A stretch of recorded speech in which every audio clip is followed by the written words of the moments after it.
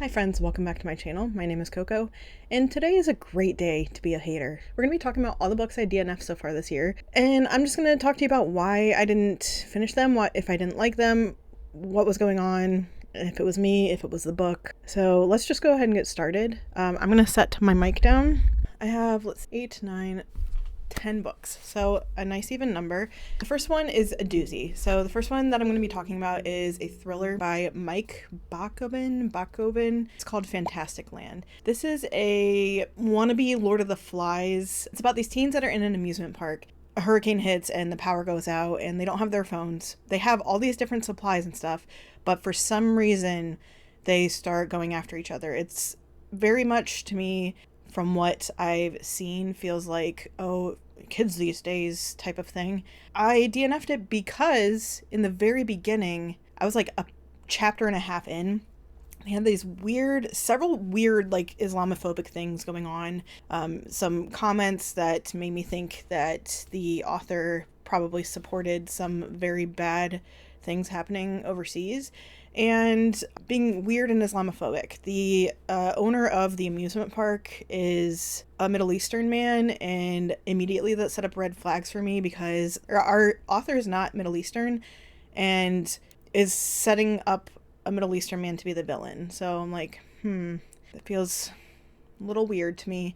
So the writing itself was also not great. It was stilted. It was done in an interview style, which can be done well, but from what I read, it was a lot of dialogue and not enough exposition. In a thriller book, I find that really weird. Like an action type thriller, horror, whatever this is supposed to be, I find that really strange that there's not a lot of description. I feel like the description is what makes things scary or thrilling, so don't understand that.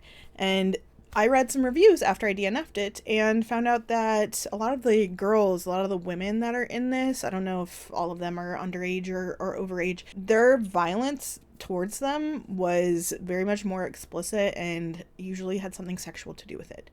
So again, huge red flag for me, not something that I want to read. So I'm glad that I DNF'd it very early. I think I did that correctly, and honestly, I returned to this book because I'm not giving this author any money. So next one I'm going to talk about is not as super controversial, but it is Till Summer Do Us Part by Meghan Quinn. Woman is in this office and everyone there is married. It's a lot of guys in this office, and she lies about being married to fit in and try and get ahead with her boss, who is a woman. It backfires on her because she's invited to a marriage retreat with her husband that doesn't actually exist, and she enlists the help of her, I think, friend's twin. She has like a gay best friend, which cliche. Gay people are not just a cliche. Anyway, so her gay best friend's twin is straight and he's like a billionaire, and he agrees to pretend to be her husband on this marriage retreat that she gets herself stuck into. But the first issue that I had with this, along with like the writing not being great, is I just didn't care about the characters, and the way that men who were in this book talked about women while women were in the room was very strange to me, and it felt like a man was writing it, and this is not written by a man, so I don't understand why this is the case. It made me not want to read it at all, and then I gave it a little bit longer, but there is no connection between the two main characters. They don't say the things that they mean, and like the things that are in their head. Like our main character, she meets this guy and she's talking, like thinking about how hot he is, how gorgeous, and all she says to him is like how she thought he would be better dressed. I'm like, how are they going to end up together? And I don't know, it didn't do anything for me. And again, I read reviews after I DNF'd it, and yeah, I think other people felt very similar to me. I'm just glad I didn't spend time finishing this book because it was not worth it. I wouldn't suggest it for anyone, along with Fantasticland. This next one I might suggest for other people, but for me, it just didn't work, and it made me really sad because I thought this would be a commentary on certain things, and it wasn't, as far as I could tell. I didn't get very far into the book, but I started reading Half His Age by Jenette McCurdy, and I went into this with a really, really open mind. I thought it would kind of be like My Dark Vanessa. That one is about a girl who was groomed, I think, from like a freshman in college, or she was in high school. She gets groomed, I think, twice, but like the second time it's about her trying to take her power back. I can't remember if it's the same professor or not.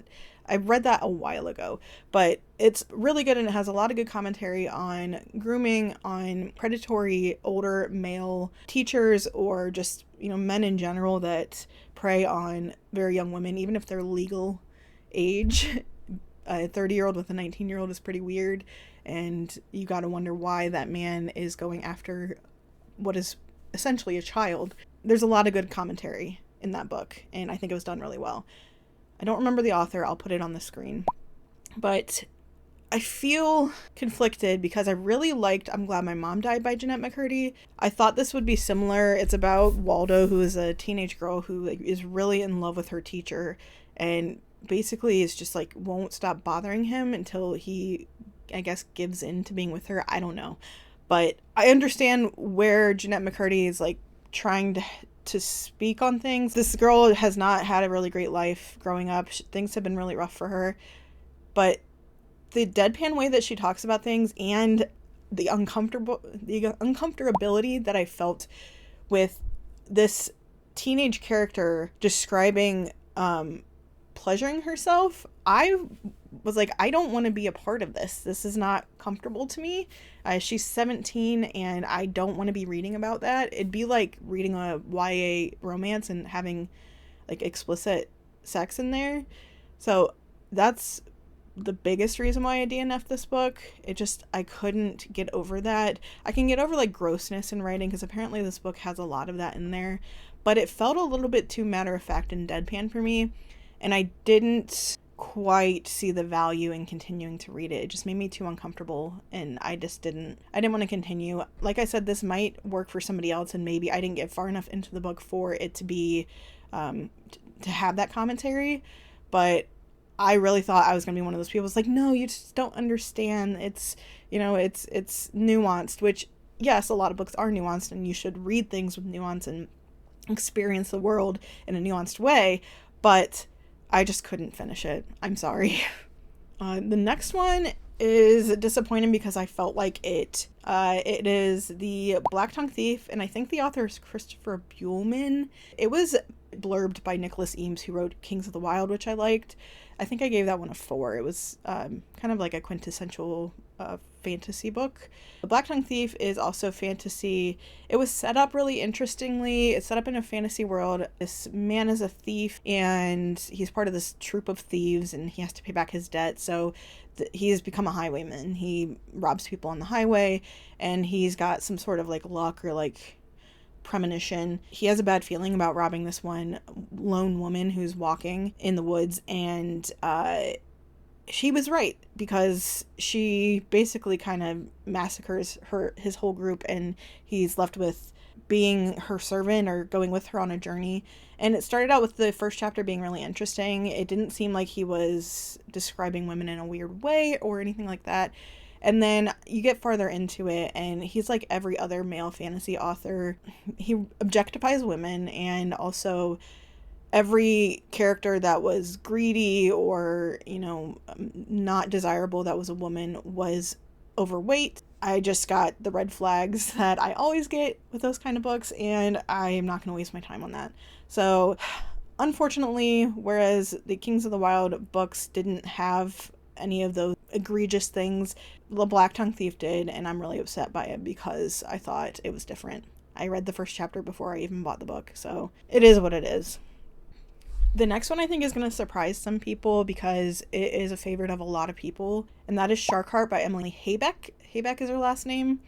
I don't think it's Habeck. I think it's Habeck. And this is about a newlywed couple, and the guy, in this version of our world, people can get diseases where they turn into other animals, and he is diagnosed with becoming a great white shark. And it seems like it would be an allegory for chronic illness, especially like with newlyweds. You think your life is going to be a certain way, and then one of you gets sick and things are completely different. And I feel like it had a lot of potential. The issue is that it felt way too flowery in a way that felt like, I'm so sorry, a creative writing like MFA piece, and not a great one. Like I think you can be in creative writing or have a master's in creative writing and not do these things where it's like too flowery or it's like ridiculous.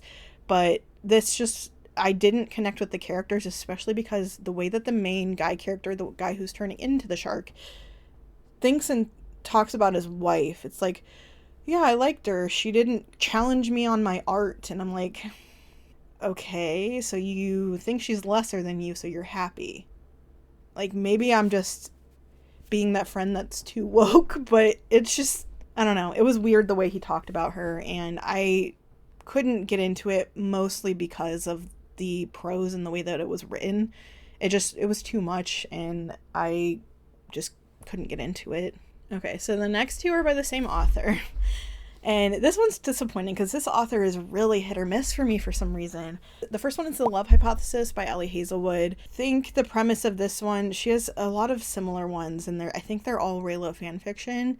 I tend to like the Ali Hazewoods that aren't Raylo fan fiction, or that I can't tell are Raylo fan fiction. And The Love Hypothesis, I think, is one of her first books, and it's about a tiny woman and a very large man who is, insert Adam Driver here. He is a professor, or he has a PhD, and she is a researcher. She starts going for either, I don't know, I think it's her, she's in her master's program when they meet, and then years later they meet again when she is going for her PhD, and it's science-based. I don't remember what it is, but it's science-based. It's a science PhD program, and he is like the mean, curmudgeon-y professor. They're not super far in age. He's still pretty young, but something happens where they have to fake date, I guess. And I just couldn't get into this at all. It didn't have that Ali Hazelwood charm that, like, I really liked Problematic Summer Romance, and I liked the Bride and Mate books. And I think those are the only 3 books that I've read from Ali Hazelwood that I've finished, because the other 2 that I've tried, like The Love Hypothesis and the other one I'm going to talk about, it just didn't work for me. And I'm just not into shipping fan fiction, especially with a fandom that I'm not a shipper. I like Star Wars. I never finished the more recent ones, but I grew up in the time of like the Phantom Menace and all of that, which a lot of people say are the worst ones. But I'm just not into that type of shipping where I want to read a fiction, like a published book about it in like an alternate, I don't know. It just wasn't for me. And then Deep End is also by Ali Hazelwood, and I thought I was bored with The Love Hypothesis. This bored me even more. And maybe I'm not into college sports romances, because I also hated Icebreaker, and that's a different author. But this is about a diver and a swimmer. They're in college. They find out that both of them are kind of kinky. They don't always get along with the people that they date because they have different like sexual needs, so they end up breaking up. And she also ended up with an injury that makes her have like PTSD and scared of diving, and she's having trouble with that. So I think it's about kind of dealing with that, and also exploring the deep end of kink and BDSM. I really thought this would be better. I would think I got about 30% of the way through, and like nothing had happened yet. And I didn't care. I didn't believe in the romance. The side characters were boring, and the main characters were annoying. So it's so weird how hit or miss Ali Hazelwood is for me. I'm really sad about this one because I thought I might like it. I used to love swimming when I was younger, and I kind of like was like a fish in the water. I just would swim for hours when we would go swimming in the summer. I still like watching the Summer Olympics, and I don't know. I thought I would find this interesting, and unfortunately I did not. I have 3 more books, so stick with me. The next one is The Favorites by Lane Fargo. This is a Wuthering Heights retelling based on ice skaters. They're an ice skating pair, and it's kind of like a will they, won't they. They hate each other, they love each other. And it starts out, I think, with like, they intersperse interviews and think about, and I think it talks about like the big thing that happened at the end. And it's based off of Wuthering Heights, so you can probably surmise what kind of thing that's going to be, tales of revenge and love and whatever. The issue with this is like Wuthering Heights, it's been in the news a lot lately because of the movie, which I will not be seeing because I don't like Wuthering Heights the book, and I tried reading The Favorites because I thought it might be different. It's funny because I read other stuff by Lane Fargo and liked it, but this one is just, maybe I just don't like messy straight people getting annoyed with each other and getting mad at each other. And it's supposed to be like, I do like that they kept that Heathcliff was black, and that's also not really accepted in the ice skating community, just like it wouldn't be in Wuthering Heights, which, tell me why Jacob Elordi is playing Heathcliff and he is a white man. Anyway, that takes off a whole part of the story. I can appreciate the original book, Wuthering Heights, because of the commentary that it has on class and the things that people are driven to do when they're not treated well. This, I just couldn't get into it, and I felt like they didn't really change much from Wuthering Heights for me to read this instead of the other one, when I can get something out of Wuthering Heights, even though I don't love the story or the characters. But this, I just felt like I couldn't get anything out of it. Maybe if I had never heard of Wuthering Heights and didn't know this was a Wuthering Heights retelling, maybe I would have liked it a lot, but I just couldn't finish it, unfortunately. It's one of those other ones where I wanted to like it a lot, and I didn't like it enough. I tried forcing myself to continue, and I just couldn't. And then second to last is Dark Matter by Blake Crouch, and this one I went into expecting to like it because I've had so many different types of people tell me how much that they love this book and that they couldn't put it down. Dark Matter, I think it's about a man who has this life that he likes, but there's certain things about it that he doesn't. He loves his wife, though. He has a son, I think, and he is a professor, but he's kind of like mid-range, and he has, old colleagues that have been shooting up to the top, and it's like, well, that's not my life. And he wakes up and he's basically thinking like a parallel universe or alternate history, I don't know, where he is no longer married to the woman that he was originally married to. His life is completely different. And it's supposedly, I think, like everything that he wanted, but he wants to try and get back to his family. It's a sci-fi book. And the premise seems really interesting. And I know they even made like a show or a movie out of it. But the author's depiction of women and the way that he's like, his wife is a Latina, I think, or she's from Spain. I mean, he says fiery Spanish woman, so I assume she's from Spain. Otherwise, it's a little bit problematic. It's still problematic to me because I'm like, is that all she is? And the way that she's written, basically that's all she is. And I was like, that's a red flag. And then it kept not being good, and I just didn't think the writing was as great as everyone made it out to be, and I just didn't love it, so I ended up DNFing, and that's that. You can read it if you want, if that stuff doesn't bother you. I haven't really been telling you like whether or not you should read these. I guess you can surmise it from the reasons that I DNF'd if you would be upset by similar things to me, but it is what it is. I'm really sad that I DNF'd and didn't like this last one because I wanted to. It just was kind of dry at the beginning. I thought it was going to be way more interesting. So, The Inheritance of Orqueda Divina by Zoraida Cordova. I think it's YA, and it's about like this woman. She's the matriarch of the family, and she calls her whole family in to get their inheritance, even though she's still alive. And I think it's like subtly magic. It's I think set in Mexico. It's supposed to be like an interesting exposition on family and what that means, and it has a little bit of magic built in. There was so much info dumping at the beginning before I cared about any of the characters, and I feel like a lot of it, if I would have kept reading, might not have been super important to the story, or maybe it would have been, but maybe it should have been like spread out throughout the entire book. It was a lot of info dumping, and I'm just like with my eyes glazed over because I didn't have any context to put it in my brain because I don't know these characters yet. I can't place this person with this timeline and what happened because I don't know them. So I'm not going to remember this stuff. And I feel like that's kind of maybe something that an editor should have helped our author with.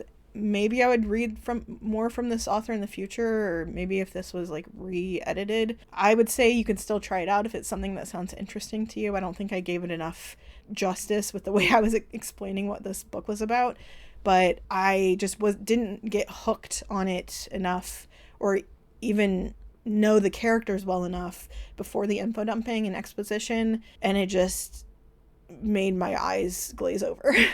So that is everything that I've DNF'd so far this year, which is a lot more than I I don't know, maybe it is or isn't a lot more than I would have so far this year. I've been trying to branch out and read more things that I'm not 100% sure that I'm going to love, and trying to read less. I'm trying to read less reviews before I read books, or like look at the star rating a little bit less. And I think that's making me find some stuff I really like, but also making me find some things that I end up finishing and hating or not liking, or just DNFing because I'm like, well, this isn't for me. I tried.